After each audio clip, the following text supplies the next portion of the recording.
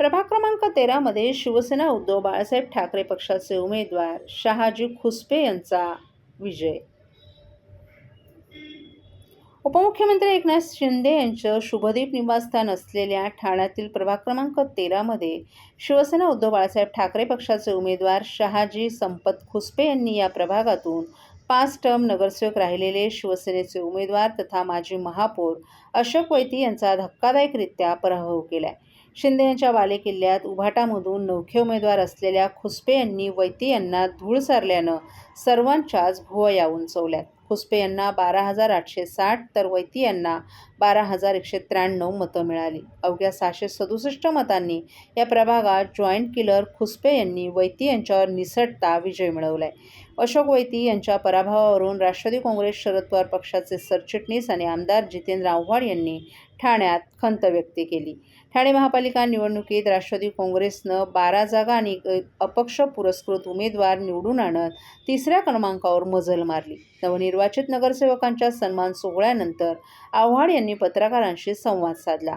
अशोक वैतींचा पराभव आपल्या मनाला लागणारा पराभव आहे। अशोक वैतींसारखा चांगला नगरसेवक ठाणे महापालिकेत असणं ही नगर आहे। वेळप्रसंगी पक्षाच्या विरोधात जाऊन भूमिका घेऊन लोकांना मदत करणारा नगरसेवक म्हणून आपण अशोकला ओळखतो। आपण कित्येक वर्षांपासून अशोकला ओळखतो। अशोकचा पराभव हा मनाला लावणारा पराभव अशी भावना जितेंद्र आव्हाड यांनी व्यक्त केली आहे। दरम्यान खासदार नरेश म्हस्के यांनी देखील शहाजी खुसपे यांच्या विजयावर प्रतिक्रिया दिली आहे। खुसपे हे काही ठाकरे गटाचे कार्यकर्ते नव्हते, पदाधिकारी मिळत नव्हता, त्यामुळे खुसपे मशाल चिन्हावर उभे राहिले। त्या ठिकाणी उरलेल्या 3 जागा आमच्या आल्या आहेत। संजय राऊतांनी खुसपेंवर बोलण्यापेक्षा माजी खासदार राजन विचारे यांच्या पत्नीचा जो पराभव झाला, गेली वर्षानुवर्ष त्या शिवसेनेच्या जीवावर निवडून येत होत्या, त्यावर बोलावं, त्यांना एकही जागावर निवडून आणता आली नाही त्यावर बोलावा, असा टोलाही नरेश म्हस्के यांनी लगावलाय।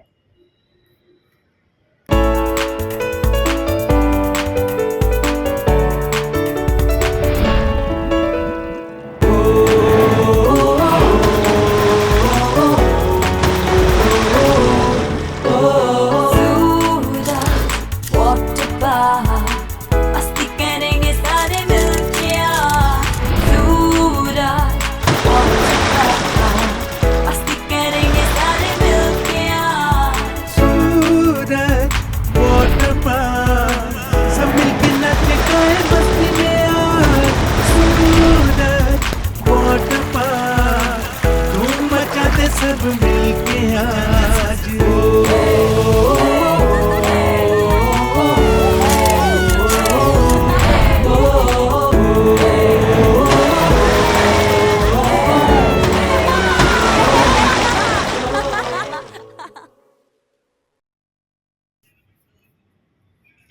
दीर्घकाळ राजकारणात सक्रिय असलेले 2-3 टर्म निवडून आलेले आणि ओळखीची नावं असलेले तब्बल 32 माजी नगरसेवक या निवडणुकीत पराभूत झाले।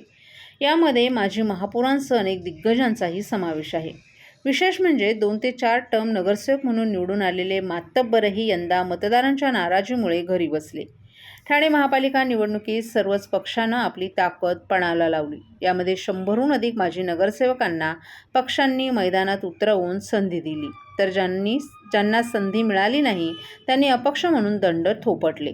काही इतर पक्षांमध्ये आयत्या वेळी गेले। त्यामुळे यंदाची निवडणूक चुरशीची ठरली। परंतु या सर्व लढतींमध्ये तब्बल 32 माजी नगरसेवकांना पराभवाचा सामना करावा लागलाय।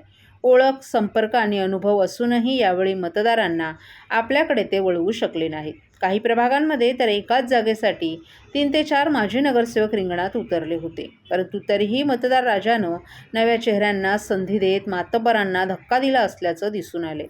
प्रभाग क्रमांक 2 मध्ये शिवसेनेच्या माजी नगरसेविका कविता पाटील यांचा भाजपचे विकास पाटील यांनी पराभव केला।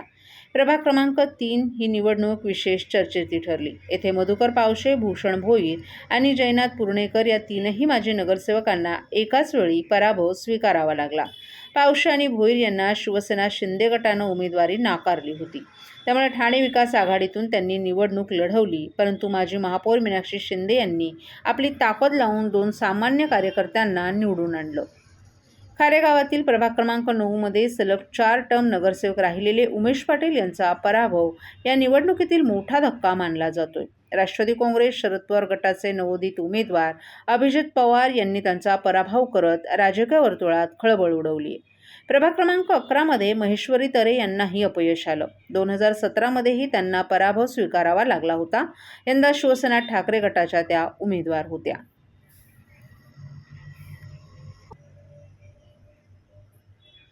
ठाणे महापालिका निवडणुकांच्या रणांगणात यंदा विजय पराजया इतकाच मतदारांचा असंतोषही ठळकपणे समोर आलाय. ठाणे आणि उल्हासनगर या दोन्ही शहरांमध्ये मतदारांनी मोठ्या प्रमाणात नोटाचा पर्याय निवडत राजकीय पक्षांना आणि उमेदवारांना थेट आरसा दाखवलाय. ठाणे महापालिकेच्या 33 प्रभागांमधील 131 जागांसाठी झालेल्या निवडणुकीत 649 उमेदवार रिंगणात होते. मात्र यापैकी कोणताही उमेदवार पसंत नसल्याचं सांगत 1,25,000हून अधिक मतदारांनी नोटाचा पर्याय निवडलाय. 2017 मध्ये 58.8% मतदान झालं होतं, तर यंदा देखील टक्केवारी 55.59% घसरली. मतदानातील घट आणि नोटाचा वाढता प्रभाव हा ठाण्याच्या राजकारणातील अस्थिरतेचा स्पष्ट संकेत मानला जातोय. प्रभागनीय विचार करता प्रभाग क्रमांक 2 मध्ये सर्वाधिक म्हणजे 6,077 नोटा मतं नोंदवली गेली, तर प्रभाग क्रमांक 18 मध्ये सर्वात कमी म्हणजे 834 मतदारांनी नोटाला पसंती दिली. ठाणे महापालिकेच्या 33 प्रभागांमधील शहरात एकूण 16,49,869 मतदार होते. त्यामध्ये 8,63,869 पुरुष, 7,85,831 महिला आणि 15 इतर मतदारांचा समावेश होता. यापैकी 9,17,123 मतदारांनी मतदानाचा हक्क बजावला. यामध्ये 4,83,698 पुरुष, 4,33,385 महिला आणि इतर 40 मतदार होते. यंदा मतदानाची टक्केवारी 55.59% इतकी नोंदवली गेली. अलीकडील राजकीय घडामोडी, पक्षांतरे आणि अंतर्गत संघर्षाच्या पार्श्वभूमीवर ठाणेकर मतदारांनी उमेदवारांना नाकारत नोटाद्वारे आपला रोष व्यक्त केला असं स्पष्टपणे दिसून आले. राजकीय वर्तुळात चर्चेनुसार मागील काही वर्षात उमेदवारांची सततची पक्षांतरं, निष्ठेचा अभाव आणि वैचारिक गोंधळ यामुळे सुशिक्षित ठाणेकर मतदारांमध्ये तीव्र नाराजी निर्माण झाली होती.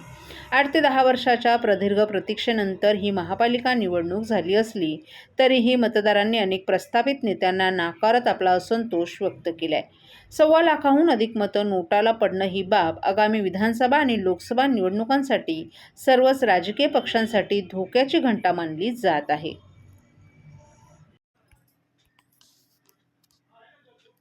ठाणे महानगरपालिका प्रभाग क्रमांक 15 अंतर्गत उपवन तलाव, देवदया नगर, गावणबाग, कोकणीपाडा, थिराणी शाळा, होरायझन शाळा, टाटा ग्रँडर आदी परिसरात बेकायदेशीर फेरीवाले आणि टपऱ्यांमुळे नागरिकांना मोठ्या त्रासाला सामोरं जावं लागत आहे. सार्वजनिक रस्ते, पदपथ आणि चौक अडवल्यामुळे वाहतूक कोंडी, अस्वच्छता आणि सुरक्षेचे गंभीर प्रश्न निर्माण झालेत. या पार्श्वभूमीवर स्थानिक नगरसेविका परिषा सरनाईक यांच्या नेतृत्वाखाली परिसरातील विविध सोसायट्यांमधील नागरिकांनी ठाणे महापालिकेचे अतिरिक्त आयुक्त प्रशांत रोडे यांची भेट घेऊन तातडीनं कारवाईची मागणी केली. यावेळी नागरिकांनी आपल्या तक्रारी मांडत लेखी निवेदनही सादर केलं. उपवन तलाव हे ठाणे शहराचं हृदय असून येथे विठ्ठलाची शहरातील सर्वात मोठी मूर्ती आहे. अशा पवित्र आणि महत्त्वाच्या ठिकाणी काही फेरीवाल्यांकडून अनैतिकपणे धंदे सुरू असल्याच्या तक्रारी असून हे शहराच्या संस्कृतीला आणि प्रतिमेला भूषवणारं नसल्याचं नागरिकांनी स्पष्ट केले. तसंच थिराणी आणि होरायझन शाळेसमोर पानटपऱ्या आणि इतर टपऱ्या सुरू असल्यानं विद्यार्थ्यांवर विपरीत परिणाम होत आहेत.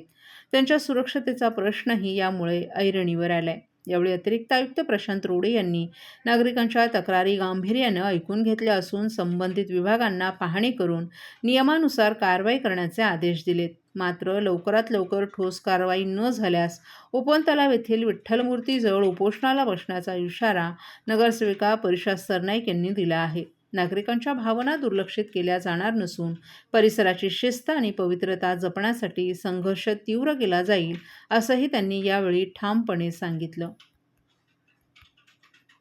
जो प्रभागामध्ये मोठ्या प्रमाणात फेरीवाले वाढलेले आहेत त्या संदर्भात आज प्रशांत रोडे यांची आपण भेट घेतलेली आहे. काय मी गेल्या 6 महिन्यापासनं म्हणजे ते गेल्या 1-1.5 वर्षापासनं खरं बघायला गेलं तर आणि गेल्या 6 महिन्यापासनं माझ्या प्रभागात म्हणजे उपवन हा परिसर जर तुम्ही बघितलं तर आज तिकडे विठ्ठलाची मूर्तीचं सरनाईक साहेबांनी छान मूर्तीचं स्थापन केलेलं आहे. तसंच त्या ग्रामस्थांची देवी पालाई देवी आणि तसंच सोनाई देवी हा सगळा असतं. आणि जर तुम्ही हा परिसर बघितलं तर सकाळच्या वेळेला पूर्ण परिवार हे वॉकला येत असतं, योगा करत असतात, हास्य थेरपी क्लब असते. तर सकाळच्या वेळेला पण एक तर भाजीवाले सगळे कव्हर करून ठेवतात आणि संध्याकाळला बघितलं तर चेन स्नेचिंग आणि तिकडे आज विठ्ठलाच्या समोर शोरमाच्या गाडी लागतात. आणि ही कुणी स्थानिक मुलं नाहीयेत, कुणी स्थानिकांचे स्टॉल नाहीयेत. हे कुठे बाहेरचे आलेले आहेत. त्यांना काही पडलेली नाहीयेत आणि इतकं घाणेरडं म्हणजे कचरा. आणि मला तर असं वाटतंय, की देवस्थान आहेत, आपले शाळा आहे. ह्या शाळेच्या बाहेर पानटपऱ्या कशा लागतात? आज म्हणजे आपण त्याला काय आज बघा ठिराणी शाळेचं पण लेटर आहे, की मला वाटते 2 महिने झाले, तरी कुणी कारवाई केली नाहीये. होरायझन स्कूलच्या बाहेर बघा तुम्ही.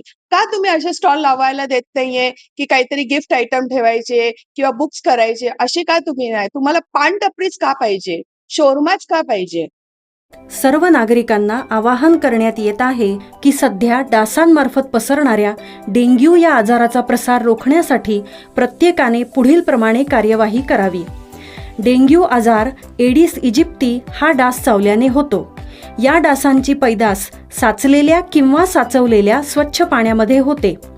8 दिवसांपेक्षा जास्त दिवस पाणी उघडे व साचून राहिल्यास त्यात डास अंडी घालतात. अंड्यांच्या अळ्या तयार होऊन पुढे डास तयार होतात.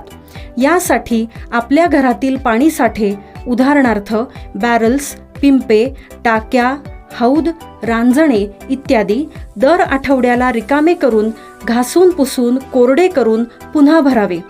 1 दिवस कोरडा दिवस म्हणून पाळावा. पाणी साठ्यांना घट्ट झाकणे बसवावीत किंवा जुनी साडी, चादर, धोतर यांनी बांधून झाकून ठेवावीत, म्हणजे डास त्यात जाऊन अंडी घालणार नाहीत.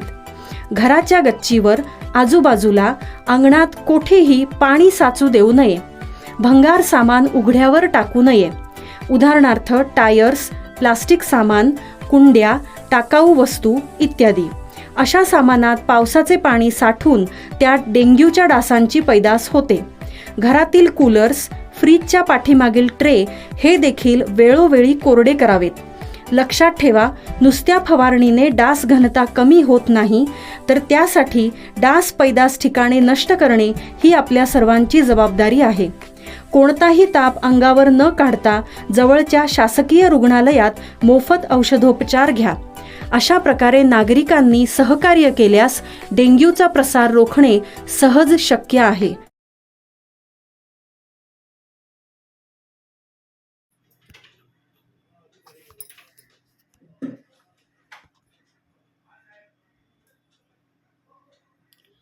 ₹27 कोटी रुपयांच्या ड्रग्जसह 5 जणांना मुंब्रा पोलिसांनी केली अटक.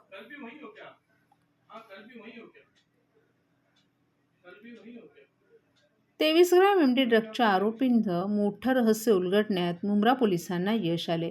27 कोटी रुपयांच्या ड्रग्जसह 5 जणांना मुंब्रा पोलिसांनी अटक केली आहे. पोलीस ठाण्याच्या NDPS पथकाची ही आत्तापर्यंतची सर्वात मोठी कार्यकर्ती आहे.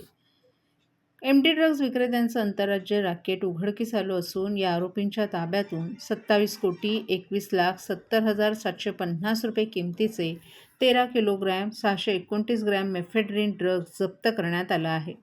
ठाणे शहरातील मुंब्रा पोलीस ठाण्याचे वरिष्ठ पोलीस अधिकारी अनिल शिंदे यांच्या नेतृत्वाखालील NDPS पथकातील अधिकारी आणि कर्मचाऱ्यांना एक तरुण ड्रग्ज विकण्यासाठी येणार असल्याची गुप्त माहिती मिळाली होती. पोलिसांनी या तरुणाला अटक केली. त्याच्याकडून 23 ग्रॅम एमडी ड्रग्ज जप्त केल्यानंतर आरोपींच्या चौकशीदरम्यान ड्रग्ज कारखान्याबद्दल महत्त्वाची माहिती मिळाली. मुंब्रा पोलिसांकडून मिळालेल्या माहितीनुसार बिलाल रुग्णालयाजवळील एका गुप्त कारवाईदरम्यान मुंब्रा येथील रहिवासी असलेल्या आरोपी बासू उमरद्दीन सय्यदकडून 23.5 ग्रॅम मेफेड्रीन जप्त करण्यात आला आहे. त्याच्या विरोधात गुन्हा दाखल करण्यात आला असून पुढील तपास सुरू करण्यात आला आहे. तपासादरम्यान आरोपींनी विश्वासार्ह माहिती दिली. 2 लोक मध्य प्रदेशातून एमडी विकण्यासाठी येणार होते. त्यानंतरच्या कारवाईत मध्य प्रदेशातील रहिवासी रामसिंग अमरसिंग गुर्जर आणि मध्य प्रदेशातील रहिवासी कैलाश शंभूलाल बलाई यांना अटक करण्यात आली आहे आणि त्यांच्याकडून 3 किलो 515 ग्रॅम मेफेड्रीन जप्त करण्यात आले.